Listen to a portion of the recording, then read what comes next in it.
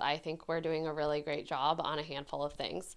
I think we're doing great when it comes to downtown revitalization and the support in which our community shows small businesses within our community, locally owned businesses. I believe those are really the backbone of our community and how we're going to continue to thrive and grow organically. And Jody Stutzman says Hastings needs to grow in its own way and not look to replicate what other cities are doing. I think with economic development, we can't look at, to mimic what other cities and our neighbors are doing. So I think thinking about kind of diverse niche markets is important.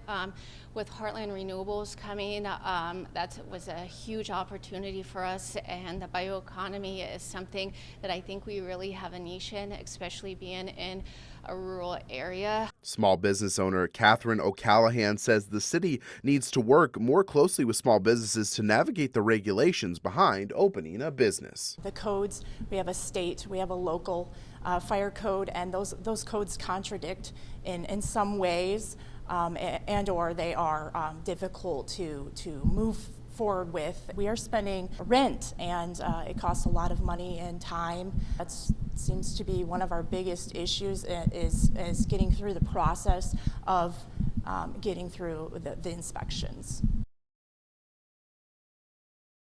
Childcare is definitely a huge issue. Even myself as a single mom, I have struggled with finding childcare because I am a working mom.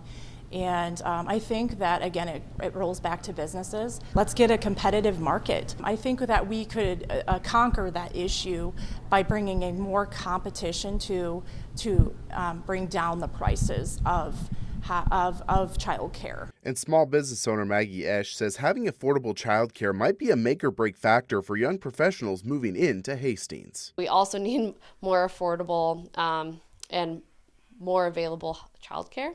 That affects my generation a lot and the workforce within our community. So housing, childcare, all of those things really impact a workforce. And Jody Stutzman says she would like to see companies come alongside the city and parents to fill the childcare need gap. I think we need to work on training to get people into childcare positions, but also be able to maybe involve employers. I know there's a large corporation in Hastings that provides childcare assistance to their employees. So really thinking about diverse, innovative ways to solve the problems. Something that I think is really important is being innovative with housing, and so we have developers right now doing innovative things with the garage flats apartments downtown. They converted a body shop into housing. Small business owner Catherine O'Callahan says the construction of housing needs to fit the growth of the city of Hastings. Since 1970, we've only grown 6%. Grand Island has grown 64%, and Kearney has grown 79%. So those are huge numbers when it becomes, an issue for growth. And if we don't bump those numbers up, our housing isn't going to mean much. And Maggie Esch says alongside the need for development, there is reason for optimism in the current development.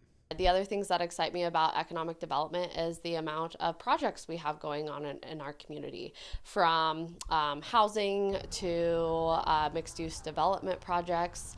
Those two things are incredibly important.